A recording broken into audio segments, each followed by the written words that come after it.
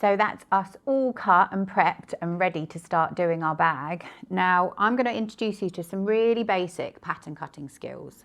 So what we've got is the A4 bit of paper that we mentioned earlier. In total we're going to need 13, but for now I just want you to work on the first bit of paper, and we're going to be cutting 11 of these out of the leather, and I'm going to show you the process for the pattern cutting. So with our bag, all of the bag has a 1 centimetre seam allowance. So what I want you to do on this bit of paper is to indicate where the sewn line is going to be. So you're going to draw a line that's 1 centimetre in from the edge on all 4 of these edges. And this is where the beauty of the pattern master comes in. So right at the bottom here, you've got 0.5 centimetre and 1 centimetre increments. So what I want you to do is run the edge of the paper up against the 1 centimetre line, and then use your pen or pencil to draw yourself the line. The reason that we're drawing this line in is to actually start pinning it together. Once we've cut all the leather, we're going to pin this together. So this actually becomes the lining pattern. So it ends up looking like that. Now, if any of you don't have the pattern master, don't worry, you can always utilise the ruler and just draw yourself tiny little dots in at 1 centimetre, and then just drawing the dots up. It's exactly the same process, just maybe takes a little bit longer. The next pattern piece that you're going to do, this is going to be for the inside facing of your bag. Now, an inside facing is that little sort of trim of leather that just goes inside, and it makes it look like a really nice high-end bag. Because you've got the lining will just be set down a little bit lower from that. So this is going to be a narrower piece. So I want you to fold the A4 paper lengthwise, completely sort of perfectly in half. And you're going to draw a line down the centre there. And then what I want you to do is draw 1 centimetre in from each of those lines, including this centre line. And then I want you to repeat exactly that process on one more bit of A4. Initially, what I want you to do with that pattern piece that we created earlier was just slash through the middle of that. I quite like to note down on all my pattern pieces how many of everything I'm going to be cutting. So for this large A4 full size piece, we're going to be cutting 10 of those for the main body, and 1 of them for the inside pocket. And then this bit that we've just chopped up, this is going to be the inside facings, and we're going to be cutting 4 of them out for the facing. So here comes the designing element of it. So we've got all of your beautiful jackets all prepped and ready to go. So I'm going to be looking out on these jackets for like really nice bits to include. Again, referring back to the sample, I've actually used one of the existing pockets from the previous jacket on just like one of the rectangles. So that's what I'm going to sort of replicate in this one.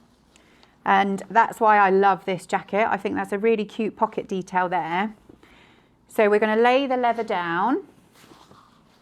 And things to look out for are not having too much sort of bulk in the sort of areas where we're going to be sewing it together. So obviously we will probably have some of the pre-existing seams from the jacket.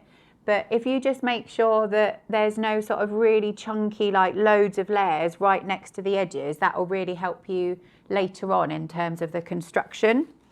So we're going to be laying your pattern piece down and just kind of double checking and really thinking about where that seam allowance is, that it's just not going to sort of interfere with our seams when we come together.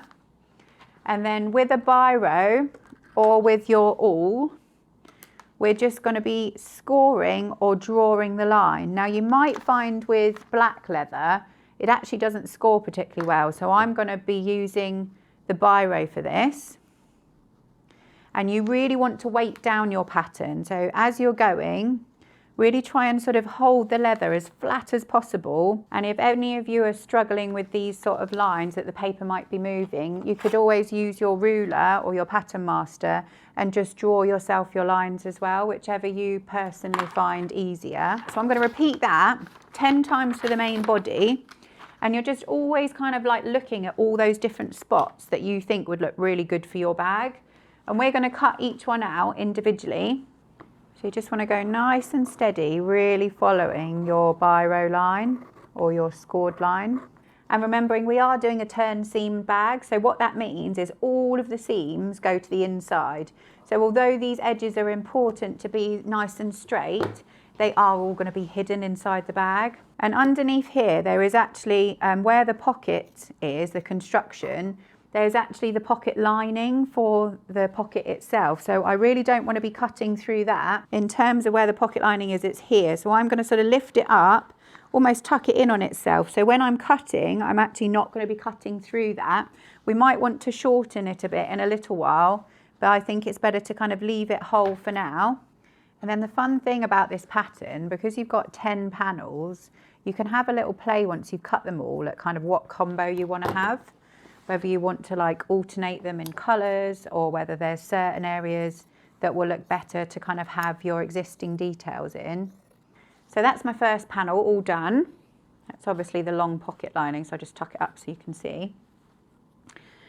So I'm actually going to repeat that on the pocket on the other side. So that means that my actual bag, once it's all sewn together, will have the pocket on the front and then one on the back as well.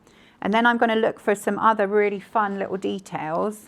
So just keep on kind of like, you know, considering each bit, and there's no reason to kind of rush this area, this kind of particular step.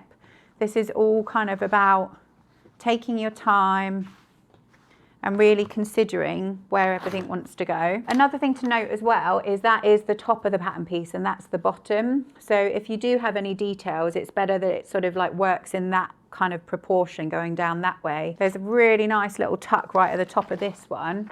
I'm going to utilise that. So for this bag, what I am personally going to be doing is 5 in the black and then 5 in the teal. So again, you know, it's totally up to you to decide how many of each colour you want to do, be it that you've got a couple of garments you're working with. So although you're kind of using the time now to consider, don't sort of overthink it, because afterwards, once we've cut it all, we can have a good little play. So that's the next one, all cut. So now we're going to work on the teal one, and this time, because the black one we've incorporated quite a few sort of nice little details, with the teal I'm going to go a bit more sort of simple. So we're heading for the lovely sleeve here. So I'm laying it down, and you do have to be a bit careful with the sleeves, because where the elbows sometimes have been in the jacket, it does kind of distort the leather a bit. So just make sure that you're laying it as flat as possible. And again, I'm going to be avoiding the seam coming very close to our 1 centimetre seam allowance. So I'm just looking at kind of like the best angle. So actually, I think perhaps this way might look nice. So we're holding it down, using your pen or your awl, depending. Now with suede, I always find that it's best to use a pen because it doesn't score at all well. So we've done 5 in the black for the main body, 5 in the teal. And then depending on which colour you want to have for your pocket, in the inside, you're going to cut 1 more as well. So you might want to think about your pocket inside matching as close as you can to your lining, depending on what lining you're doing. So I'm going to repeat that for another 4 times. For my inside facing, I'm going to be doing, again, 2 in the black and 2 in the teal.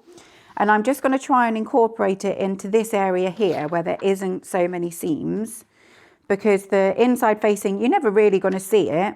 And we're going to be putting the fusing onto the back of it as well. So you don't want to have too many tucks, because potentially it's going to be a bit harder for you to actually bond the fusing onto the back. And that's your 1 piece of facing, and you're going to repeat that another 3 times. So I'm going to have 2 in the black and 2 in the teal.